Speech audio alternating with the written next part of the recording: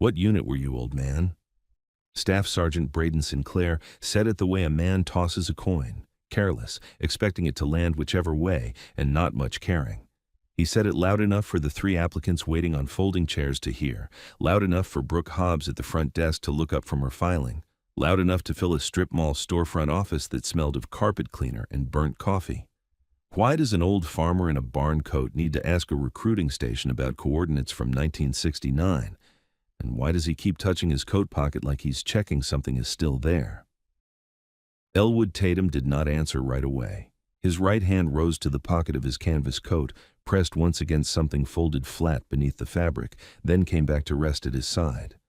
When he spoke, it was not loud. Pathfinder 6. 2 words. The air conditioner kept running. The fluorescent lights kept humming their same thin note.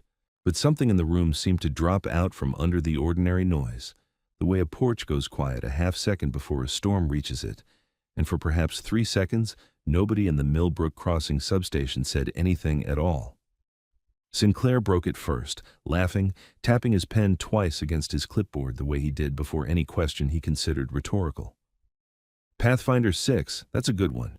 You want to sign up for that? We'll need you at MEPS by 0600, sir. Might want to leave the cane at home." Austin Ogle, 22 and waiting on his own paperwork, laughed loudest of anyone, a short bark that filled the space Sinclair had opened for it. Hunter Red, 20, sitting a chair over with a folder of practice test scores in his lap, did not laugh. He was looking at Elwood's hand where it had touched the pocket, and something in the stillness of it kept his eyes there a beat longer than the joke deserved. If you've ever been sized up and dismissed before anyone bothered to ask your name, type steady in the comments. Nobody in that room yet understood what had just been said or what it would cost the next 3 days to catch up to it. The insult had landed the way insults do, quick and forgettable to the man who threw it. The 2 words that answered it would take considerably longer to finish landing, and by the time they did, the plaque already cast for Friday's ceremony would have the wrong name on it. A colonel would be standing at attention in a doorway, and a young recruiter with a laminated quota chart taped to his desk would be learning that some records go missing not by accident, but by convenience. But that comes later. To understand why a 79-year-old man in a coat gone soft at the elbows was standing in a recruiting station on an ordinary Tuesday afternoon, asking about ground that had not existed as a battlefield for 55 years, you have to go back to that morning, to a kitchen with a coffee can in the closet and a hymn hummed so quietly it barely disturbed the water running in the sink. Sybil Tatum had died 6 years ago of a long illness that took its time and never demanded much noise, and in that time, Elwood had come to measure the days less by the calendar than by what she used to do on them. Tuesdays, she ironed his one dress shirt, the good one, hung on the closet door since Sunday, and while she pressed it, she hummed the same hymn low in her throat, not quite words, just the shape of a tune worn smooth by 40 years of repeating it. He did not sing it himself. He had never had much of a voice. But most Tuesday mornings now he ran water in the sink for dishes that did not need washing, and hummed it anyway, badly, the way a man keeps a garden his wife planted because pulling it up would be its own kind of grief. Her reading glasses still sat on the windowsill above the sink, folded, waiting for eyes that would not come back to use them. He did not move them. He had considered it in the first year and decided against it, the way he decided against a great many things that year, mostly by doing nothing at all until the wanting to do them passed. That morning the humming stopped short. He stood at the sink with his hands in gray water gone cold, and something in him turned toward the hall closet the way a compass needle turns without being asked. He dried his hands on the dish towel, walked the hall, and opened the closet door to the shelf where a coffee can sat behind a stack of folded quilts. The can itself dented at one seam, a relic of a coffee brand that had not existed under that name in decades. Inside, wrapped in a Ziploc-style pouch gone cloudy with age, was a square of silk folded along the same 8 creases it had been folded along since 1970. He did not unfold it there in the closet. He had unfolded it perhaps a dozen times in 55 years, and each time it had taken something out of him to do it, so instead he carried it, pouch and all, to the kitchen table and set it beside his coffee cup while he finished dressing. He could not have said, if anyone had asked him plainly, why this particular Tuesday. and not another. He had passed the recruiting station in the strip mall 100 times, running errands to the feed store and the pharmacy, had never once considered going in. But that morning, standing at the sink with cold water going over his knuckles and a hymn dying in his throat, the thought arrived the way weather arrives, not asked for and not arguable, and by the time he had his coat on, the silk map was folded flat in the breast pocket, pressed there like a hand over a wound that had long since closed but never quite stopped aching. He did not explain it to himself on the drive over. Some men, at 79, have stopped requiring their own permission. The Millbrook Crossing substation sat between a nail salon and a shuttered video rental store, its window papered with recruitment posters, gone sun-faded at the edges, a single bell over the door that gave a thin, apologetic ring when Elwood pushed it open. Brooke Hobbs looked up first, 24 years old, and 3 years into a filing system she had built herself, and took in the barn coat, the bleached cap, the unhurried way he crossed the threshold, and filed him without meaning to under a heading she'd used before, lost or looking for the pharmacy next door, or here to complain about a grandson's paperwork. She half rose from her desk. "Sir, can I help you find something?" Austin Ogle, waiting on his own enlistment packet, glanced over and went back to his phone. Hunter Red did not look up right away either, but something in the quality of his attention shifted, the particular quiet of a young man who has been taught to notice things and is trying to decide whether this is one of them. Sinclair was mid-pitch at his desk, walking Hunter through a benefits worksheet with the loose, practiced charm of a man who was actually good at this part of his job, gesturing with his pen at a line item, explaining a housing allowance formula in the plain, patient cadence of someone who had done it 100 times and still meant it each time he did. That skill was real. It was the one thing about him nobody in the room would later be able to say was false.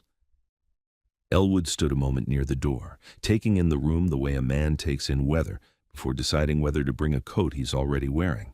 The laminated quota chart taped above Sinclair's monitor, the framed unit crest, a topographic map of the county pinned crookedly to the far wall. Then he said, "Mild is asking after the weather. Wonder if I might ask somebody how a man goes about finding an old landing zone record, 1969, if that's still kept anywhere." The worksheet stopped moving under Sinclair's pen.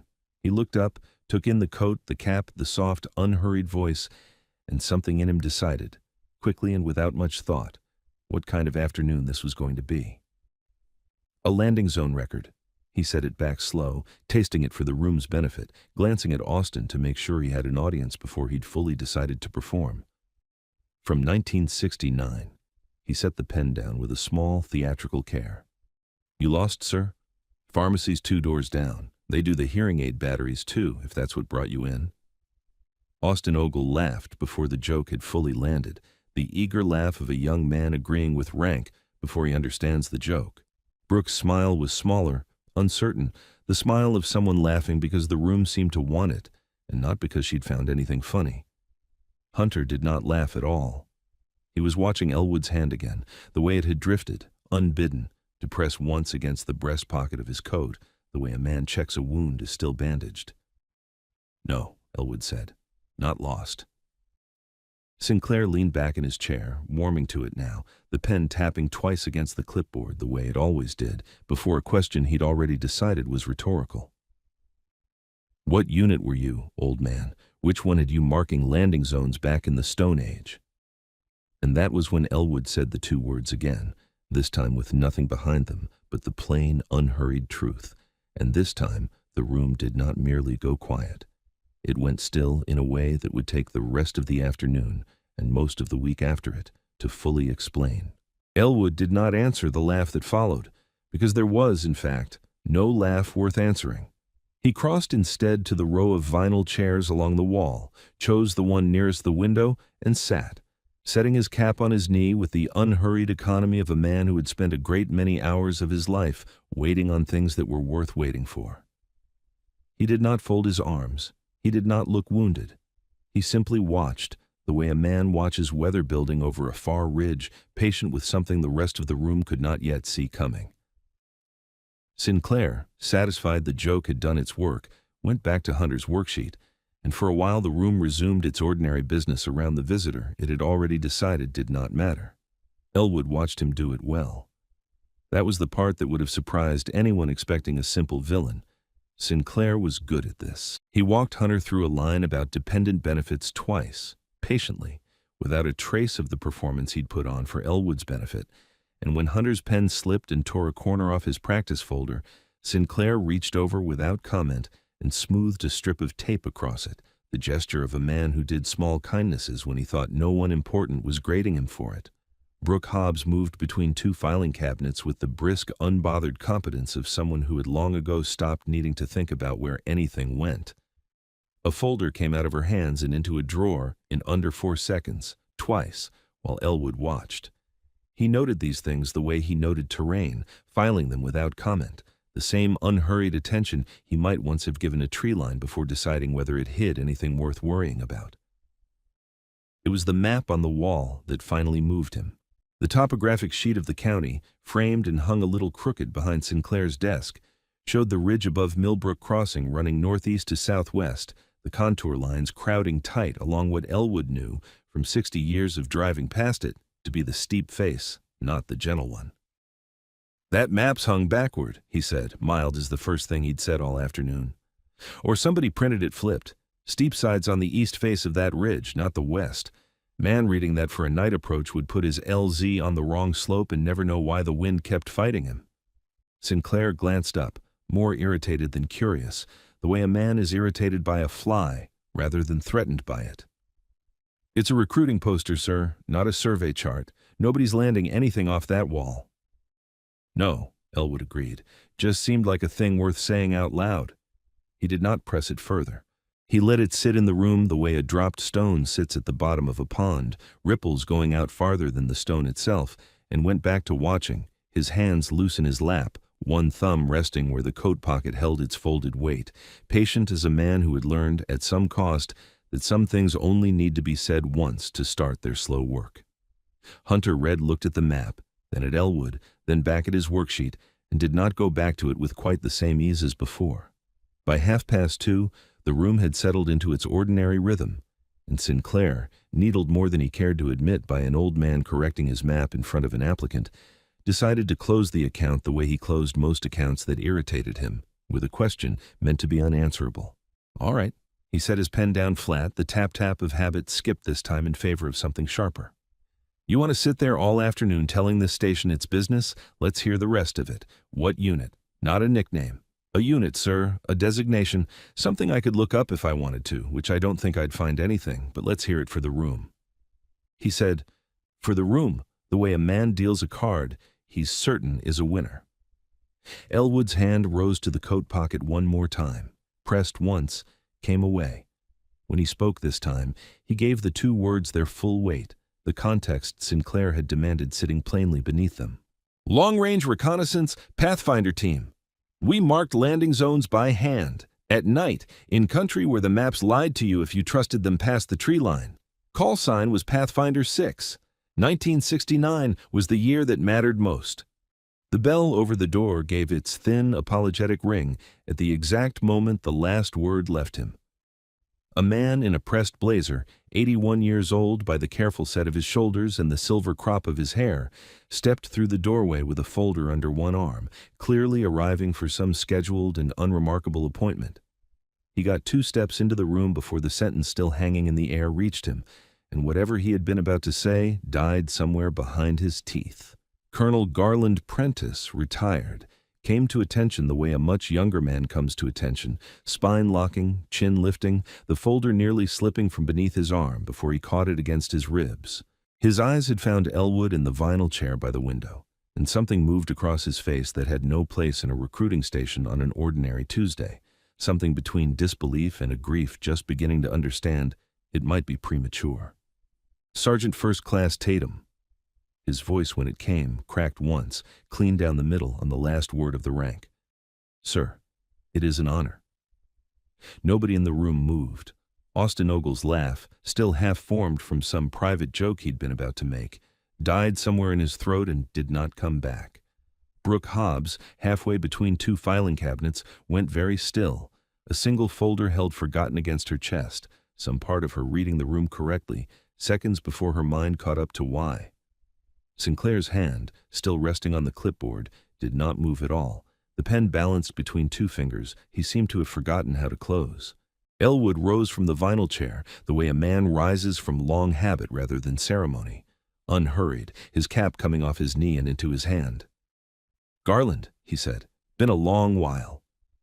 And in the small, ordinary distance between the doorway and the row of chairs, 55 years folded down to nothing at all, while Sinclair stood with his mouth open and no joke left in it to reach for.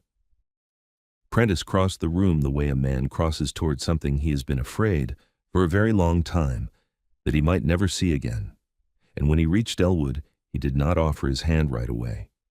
He looked at him instead, at the coat gone soft at the elbows, and the cap bleached pale by decades, as if reconciling a photograph against the man standing in front of him, and finding, to his evident astonishment, that the photograph had been wrong to age him in the imagination the way grief ages the dead.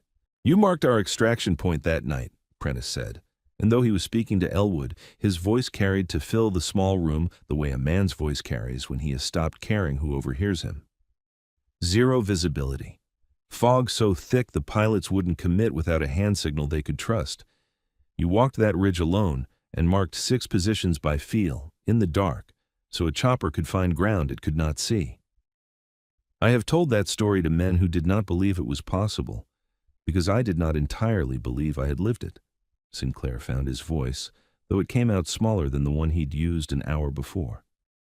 "That's not funny." He said it to no one in particular, to the room, to himself. "That's a real call sign. That's somebody real."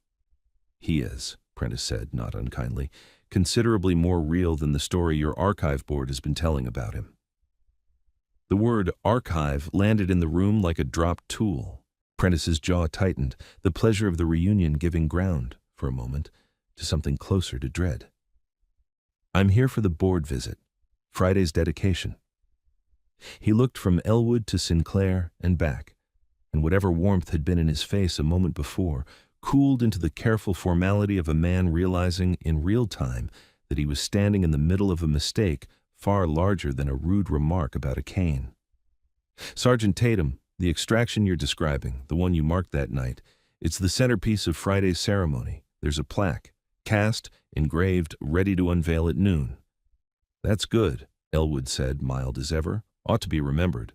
"It is being remembered," Prentice said, and the words came out slower now, each one weighed before it was spent. "Under the wrong name." He explained it the way a man explains a diagnosis he has only just received himself, plainly, without cushioning it, because cushioning it would only delay the part that mattered. The county's Veterans Archive Board, of which he was an honorary member, had spent the better part of a year preparing a dedication to the 6 men brought out that night in 1969, and the landing zone marking at the center of the story, the hand-signaled fog extraction that had made the rescue possible at all, had been credited to a young lieutenant who had died in a later engagement and left behind, conveniently, no one to correct the record. His family funded the building the station sits in, Prentice said, donated the land 40 years ago in his name. Every recruiting packet handed out of this office for the last 14 months carries his photograph on the back cover, under a line about legacy and continued service. Sinclair's hand went, without quite meaning to the drawer beneath his desk, where a stack of those very packets sat waiting for tomorrow's walk-ins. His face had gone the color of old paper. "I've been handing those out since I got this station." He said it to the desk more than to the room. "I told that story to recruits. I told it to Hunter." Hunter read, still seated with his torn and taped folder in his lap, looked up at the sound of his own name, and said nothing at all, because there was for the moment nothing anyone in that room could think to say. "The Pathfinder log that would settle it," Prentice said, "was declared lost in a records consolidation in '98. Without it, all we have crediting anyone is memory, and memory doesn't get engraved on plaques." He looked at Elwood then, and something in his face asked a question he did not seem to know how to phrase in front of witnesses. Elwood's hand found the coat pocket one final time, and this time it did not simply press and withdraw. He drew the pouch out into the light. the silk map inside it gone soft and cloudy with age, and held it a moment before he answered, as if the answer itself needed weighing before it could be spent. They worked at Sinclair's desk, because it was the only clear surface in the room, Prentice standing, Elwood seated with the pouch open in front of him, and the silk unfolded, at last, along its 8 familiar creases, the fabric gone the color of weak tea, the hand-inked lines faint but unmistakably a young man's careful draftsmanship. Sinclair hovered at a respectful distance he had not occupied an hour before. Brooke had abandoned her filing altogether. Austin Ogle stood by the door, as if unsure whether he was still welcome to be in the room at all. Here, Elwood said, and touched 2 pencil marks in the map's margin, faint enough that Prentice had to lean close to see them at all. Coordinates I wrote down after, not on the map when I drew it that night. Added them later from memory, because I didn't trust myself to remember which slope was which without writing it somewhere. Prentice studied the marks for a long moment, then reached into the folder he'd been carrying since he walked in, the one meant for an entirely different purpose that afternoon, and drew out a photocopied page, the archive board's working file for Friday's ceremony. He set it beside the silk map, and the 2 men bent over both documents together, the room holding its breath around them. "These match," Prentice said finally, quiet. "Not close, exact, down to the decimal." He looked up. "Elwood, the official record says this position was marked and logged by Lieutenant Whitfield. Your handwriting predates that record by 29 years. It was Sinclair who said what the room had been circling without landing on. The log wasn't lost. He said it slowly, working it out as the sentence left him. It was filed under his name, in 98. Somebody didn't lose it. Somebody moved it. Nobody answered him because nobody needed to. The shape of it was already plain enough to everyone in the room, a paper convenience 30 years old, quietly correcting itself now into an inconvenient truth.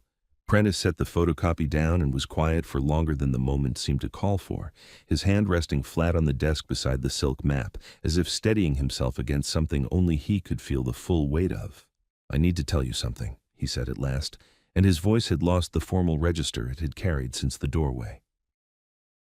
"I have believed, for 55 years, that you didn't make it out of that valley.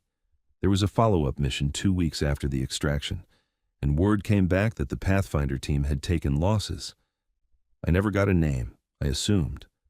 I have visited a marker with your initials on it in a cemetery in another state twice in my life, Elwood, because I was certain enough of your death that I never thought to check whether the marker was accurate." The room did not laugh at this, and no one moved to fill the silence that followed it, because there was nothing in it that wanted filling. "I have grieved you," Prentice said, "for longer than I have grieved most men I actually watched die." Elwood folded the silk map back along its creases, slow, unhurried, the tremor that had touched his hand at the door an hour ago nowhere in evidence now. "I'm sorry for that," he said. "Wasn't a thing I could have fixed from where I was standing. Didn't know anybody was standing at a stone for me." "You're not owed an apology for surviving," Prentice said, and something rough moved under the words. "I am owed the correcting of a record that has kept a man dead who was never dead at all." The offer, when it came from Prentice directly, formal as a citation. The board would reopen the file before Friday. The plaque could be recast, the name corrected, and Elwood would stand at the dedication as the honored guest, the man whose service the county had, through no fault of his own, misplaced for over 2 decades. Elwood was quiet long enough that Sinclair, still hovering near his own desk with the taste of his morning's joke gone entirely sour in his mouth, thought the old man might simply decline the whole matter and ask to go home. "I don't want my name on it alone," Elwood said finally. "Wouldn't sit right.